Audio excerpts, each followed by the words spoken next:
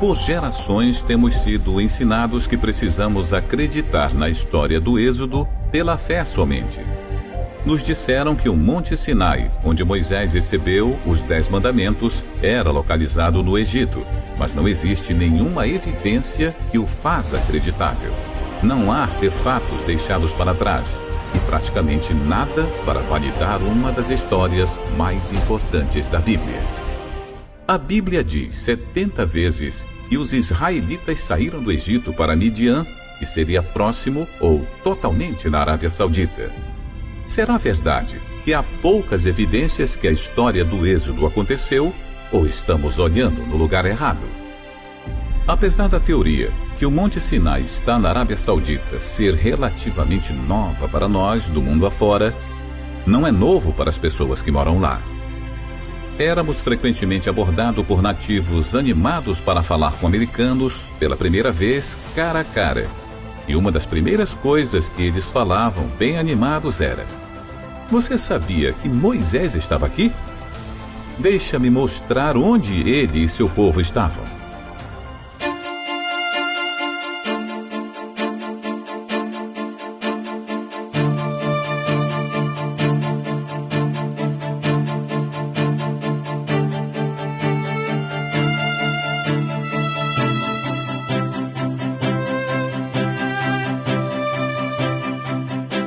A tradição que o monte estava na Península Sinai, no Egito, só chega a ser divulgado no 4º século depois de Cristo. Novas pesquisas baseadas em fontes judaicas, cristãs e muçulmanas indicam uma tradição que é 600 anos mais antiga. E de acordo com esta tradição, o Monte Sinai está no noroeste da Arábia Saudita. Esta outra tradição aponta a Jabal Maqla, um pico na cordilheira conhecida como Jabal al-Los, como a verdadeira montanha de Moisés. Várias fontes históricas, incluindo Joséfos, registra que o Monte Sinai é o monte mais alto perto de uma cidade que é chamada Al-Bad. Os nativos se referem a Jabal Maqla como Jebel Musa, a montanha de Moisés. Uma das características distintas desta montanha é a parte mais escura, no topo, como você pode ver atrás de mim. A Bíblia diz que Deus desceu sobre o Monte Sinai como um fogo. O pico escuro se destaca das áreas ao redor e as pedras só são pretas no lado de fora. Pesquisadores discordam se as pedras escurecidas são verdadeiras evidências de Deus descendo na montanha como fogo, como a Bíblia diz, ou se rochas vulcânicas.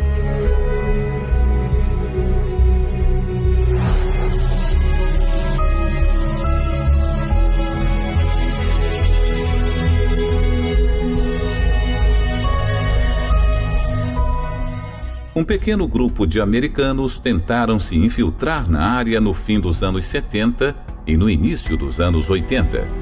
Eles foram presos e as fotos e vídeos foram confiscadas pela polícia da Arábia Saudita. A evidência deles estava perdida.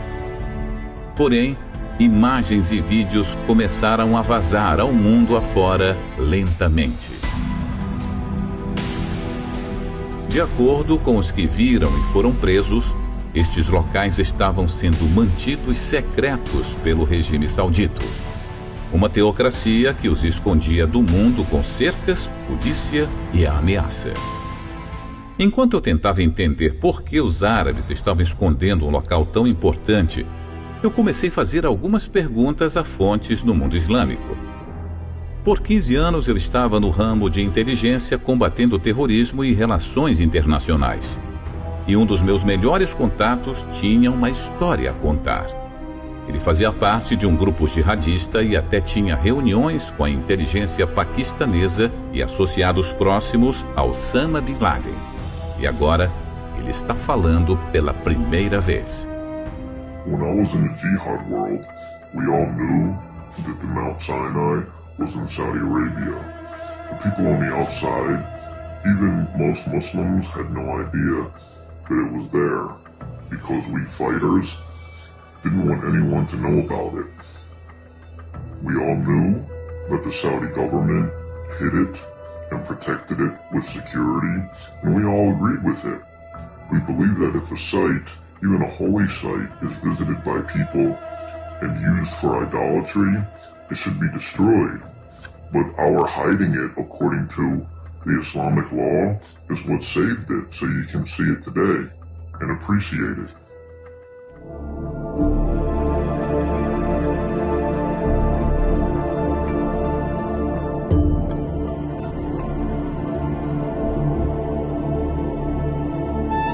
Moisés foge do Egito depois de matar um egípcio que viu maltratando um escravo hebreu.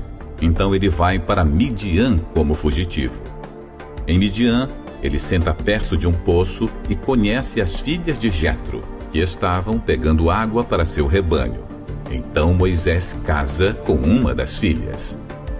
Nós estamos na antiga terra de Midian agora, perto da cidade onde os moradores locais descrevem como a terra de Jetro. Quando visitamos esta área, vários sauditas se aproximaram para dizer que este era o lugar que Jetro e Moisés moravam. Animados, eles apontaram a um poço antigo que está cercado e marcado como um local arqueológico. Os árabes acreditam que este é o poço que Moisés conheceu as filhas de Jetro, e muçulmanos do mundo inteiro vêm para ver.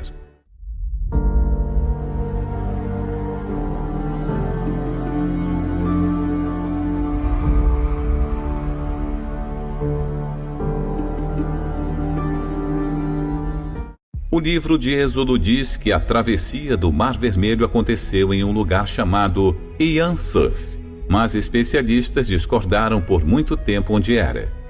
Existem 2 supostos locais de travessia do Mar Vermelho no Egito para a Arábia Saudita.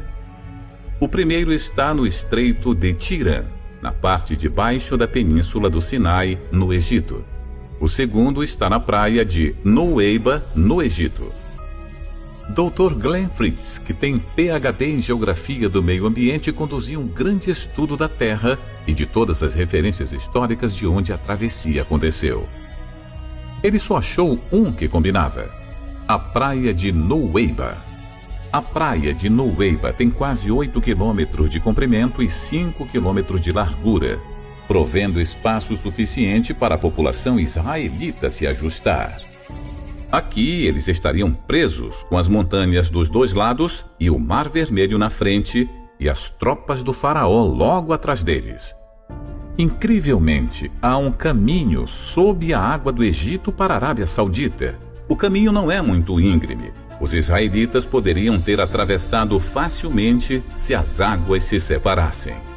Pesquisas subaquáticas feitas por Dr. Leonard Moller mostrou formas estranhas no coral, levando alguns a acreditar que os restos dos exércitos de Faraó estão lá.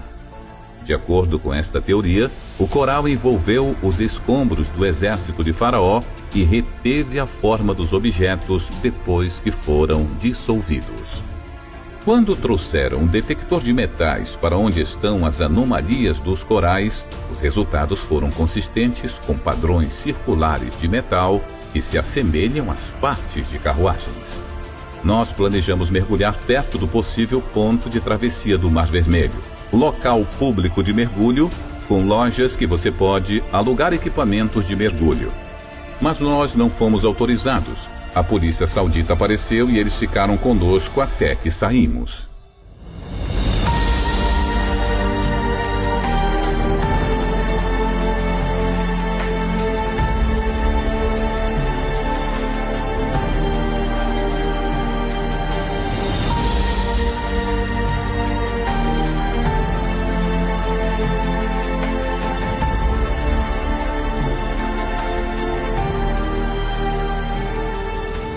Depois da travessia do Mar Vermelho, Moisés e os israelitas pararam em um lugar perto do Monte Sinai chamado Elim. Desesperados por água, eles encontram uma localidade com 12 poços e 70 palmeiras. Ao longo do caminho para o possível real Monte Sinai, há um lugar que se assemelha com Elim, com muitas palmeiras e até hoje 12 poços. Nativos nos apontaram para este local e se referiram a ele especificamente como Elim.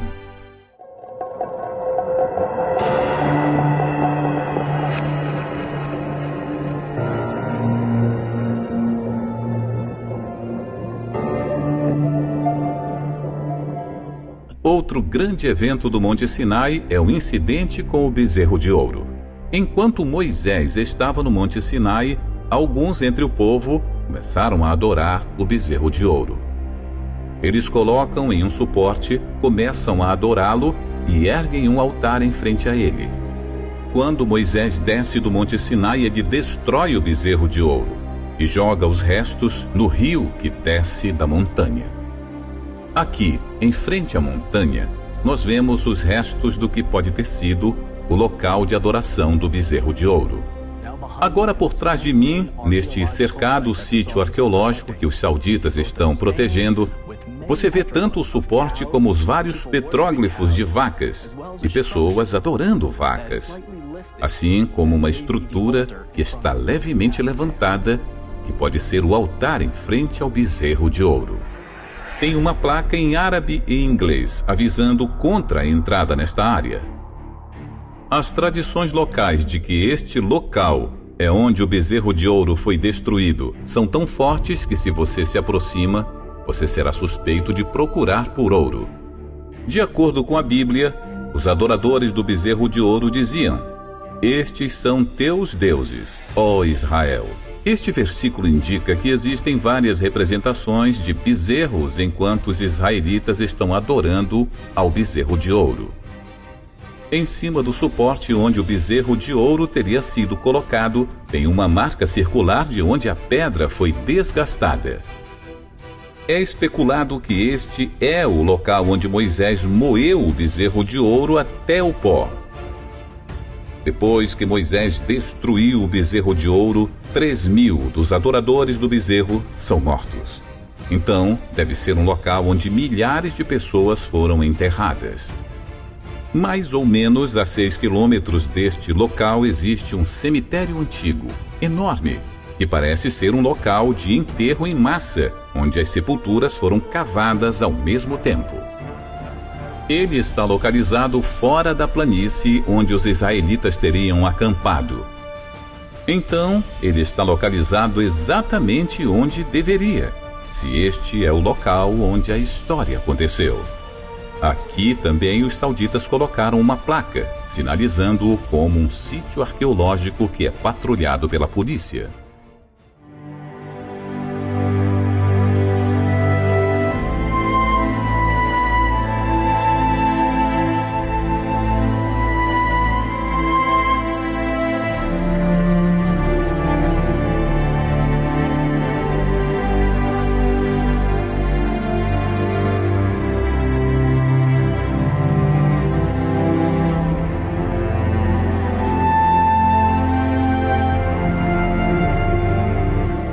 O livro de Êxodo diz que Moisés construiu um altar de pedra bruta ao pé do Monte Sinai e estabeleceu 12 monumentos para simbolizar as 12 tribos de Israel.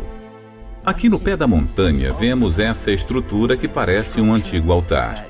E onde estamos agora é provavelmente a rampa de animais que os levariam ao sacrifício no pé da montanha. As rampas de animais conduzem a esta área da estrutura, que pode ter sido a plataforma de abate para sacrifícios de animais. Os sauditas, é claro, dizem que isso não tem nada a ver com Moisés, mas eles admitem que encontraram resíduos e ossos de animais por baixo desta área quando eles cavavam. Pessoas que visitaram este local há décadas disseram que costumava ser bem mais limpo e você podia ver mais claramente os restos dos 12 monumentos, assim como uma plataforma de pedra sob a qual eles se encontravam. Perto do altar e dos 12 monumentos, Moisés lê para os israelitas o livro da aliança e eles concordam. Isto significa que Moisés provavelmente teve um local acima do altar que serviu como um palco para se dirigir ao povo. Logo acima desta área, com o altar e os monumentos, existe uma área que poderia ter sido um local perfeito para Moisés ser visto e ouvido quando o pacto foi feito. Um saudita, na verdade, apontou para essa parte da montanha e nos mostrou como a voz de Moisés teria ecoado como se ele estivesse falando em um anfiteatro natural. A Bíblia disse que um riacho desceu do Monte Sinai fornecendo água para os israelitas. O riacho deve ter descido perto do pé da montanha para os sacrifícios acontecerem. E o deve ter chegado perto do bezerro de ouro, porque Moisés jogou seus restos no rio. É muito fácil ver onde havia um riacho descendo desta montanha anteriormente, onde há evidências de sacrifícios queimados. Em seguida, ele acaba perto do possível local de adoração do bezerro de ouro. Há até evidências de poços ao redor da área, onde uma piscina natural de água teria se formado, provando que uma grande população viveu lá.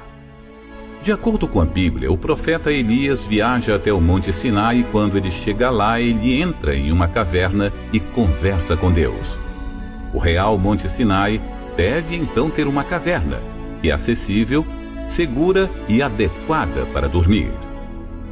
Esta caverna acima do altar tem por volta de 5 metros de altura, 6 metros de comprimento e 5 metros de profundidade. Se este é o verdadeiro Monte Sinai, então esta é quase certamente a caverna de Elias.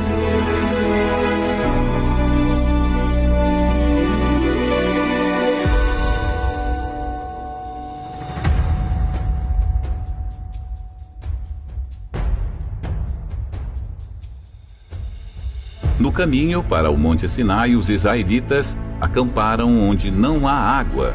Moisés sobe para uma rocha distinta e a atinge com a sua vara, e milagrosamente sai água para os seus seguidores. O historiador Joséfos disse que a pedra partida ainda podia ser vista no seu tempo, e era tão grande que não poderia ser movida. É possível que esta rocha partida ainda permaneça hoje, testemunhando a precisão desta história? A resposta é sim. E é impressionante.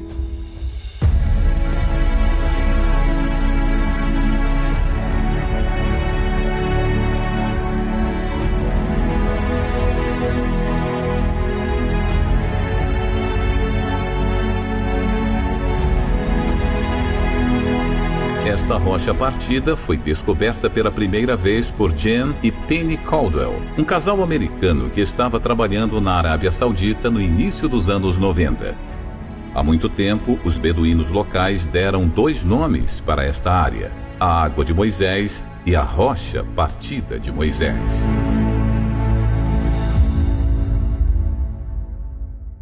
Esta rocha dividida está no topo de uma colina de 30 metros e fica entre 12 a 18 metros de altura.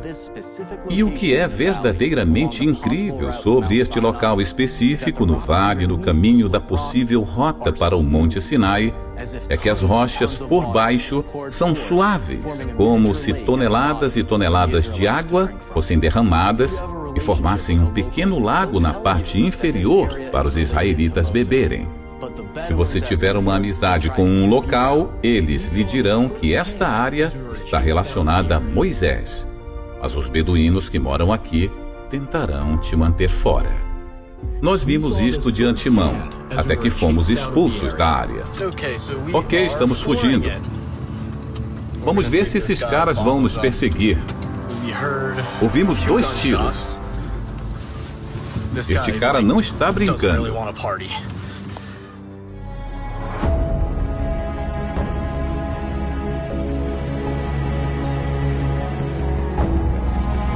A Bíblia diz que a área perto da rocha partida onde os israelitas lutaram com os amalequitas é chamada Rephidim, que significa lugar de descanso.